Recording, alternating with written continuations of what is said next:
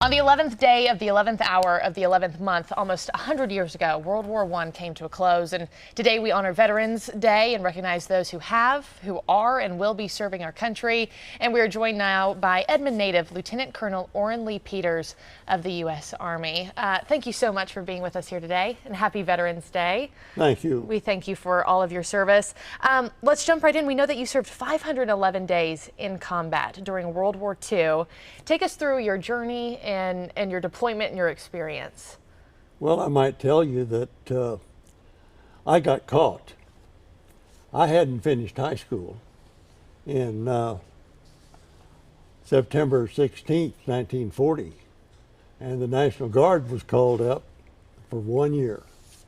And so my brother told my mother that it'd be the best thing in the world if I went on active duty for that 1 year, and said, be bigger, stronger, come back, play football, have a little money in my pocket. So I went for 1 year, but Pearl Harbor, I'm in for the duration. Here I am, a kid. And how old were you at the time? At that time, 17. 17. And so we naturally was thrown into training and getting ready, and we went over. Wound up landing at in Sicily, and a lot of people think that the war started on D-Day. It didn't. We were fighting down in Sicily and Italy.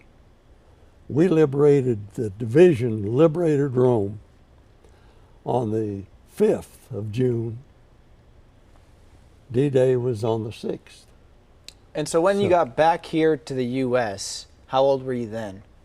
After everything was said and done. 5 years later. It was 5 years later. Right. So you got back in 5 years of your life there. What was the process like for coming back then, and then compared to what you're seeing with the guys and women coming back today?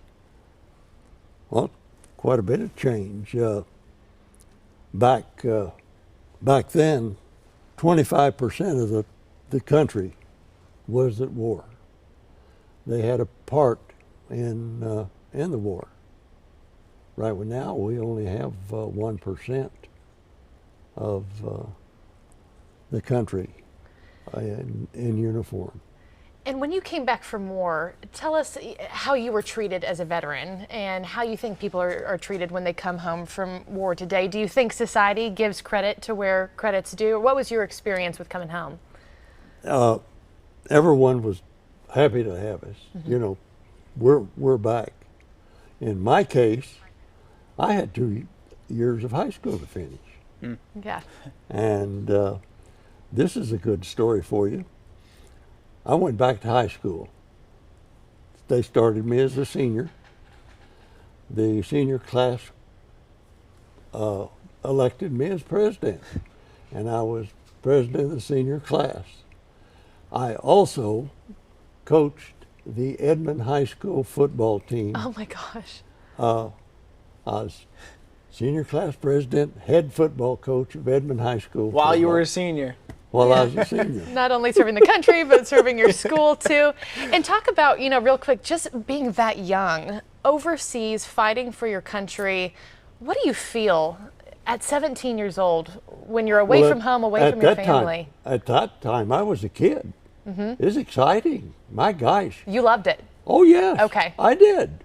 I'd look forward to it. It was real exciting.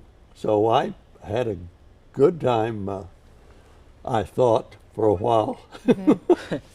But Sicily was a walkthrough for us. And a kid, not knowing what was going to be happening, why, it was a fun thing. And I know you're still really active in the community now. Do you mind if we share your age?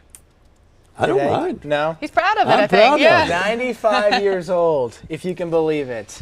And I know we got pictures of you at the OU game. I know you're big with the Boy Scouts as well. So all these years later, do you feel like the country has lived up to its promise to make sure that we always take care of their vets and take care of people like you, or do you think there's work to be done? Not really.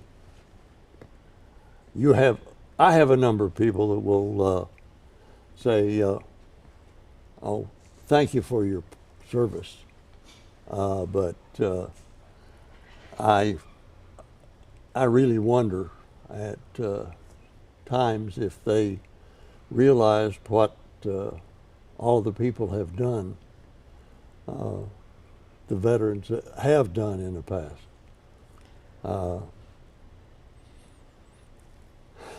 If I don't cry on you here in a minute, You're okay. but there's too many of my friends that just didn't come home, and I'm one of the lucky ones. And of course, the Lord and I got acquainted, and I made all kinds of promises, and He's taking care of His part, and I'm trying hard to take care of mine. So today on Veterans Day, is that who you're thinking about? The friends, the ones who made it, and the ones who did not? Right. They're. I have was tempted to bring a German flag that has the names of all the people that was with us when we first landed in Sicily, and the first flags that we saw was at the Comiso Airport, and I got one of them, and all the platoon signed it. Wow. So I had to cut off most of the red on either side of the swastika, and so that I'd have all the names. And I was thinking about it. I don't know how that thing got back with me, because carried it all the way through from It's a feat. to Munich, where we wound up. That was our last stop. So. One of the things I did want to ask you about, we just popped up a picture of you at a football game. And one of the things that's been in the headlines lately, athletes like Colin Kaepernick deciding not to stand up during the national anthem. How does that make you feel as a veteran who has sacrificed so much when people aren't standing during games for the national anthem? Does it hurt you, or what do you feel in moments like that?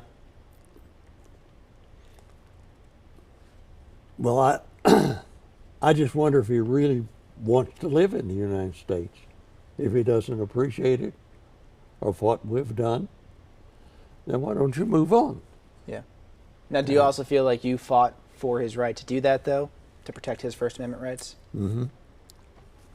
But if that's his,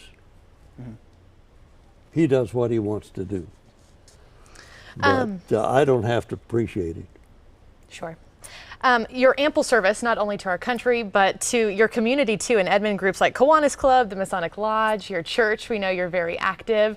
And as Steve mentioned, you're 95 years old. You've lived a long, very accomplished life. What are you most proud of everything that you've done? My family.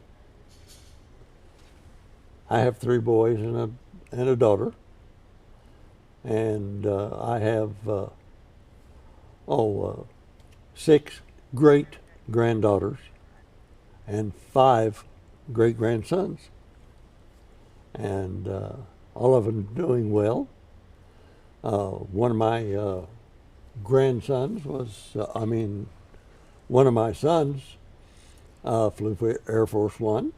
Wow. One of them ran the nuclear processing plant for the United States, and I have one that we were having a discussion.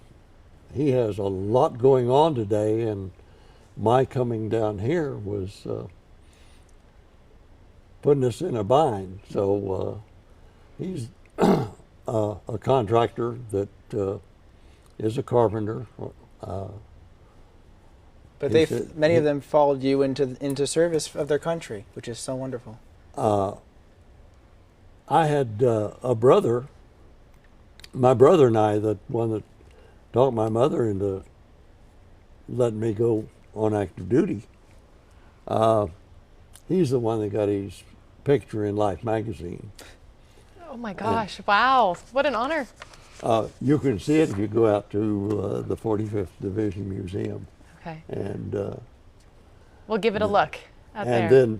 then my little brother, my younger one, met us in Germany and went through Germany with us, and then all three of us were in Korea. Oh my gosh! So it's So, a family of service there. Orrin, we really appreciate you sharing your story with us today, especially today on Veterans Day. We thank you for joining us here on KOCO 5 News. Thank you so much.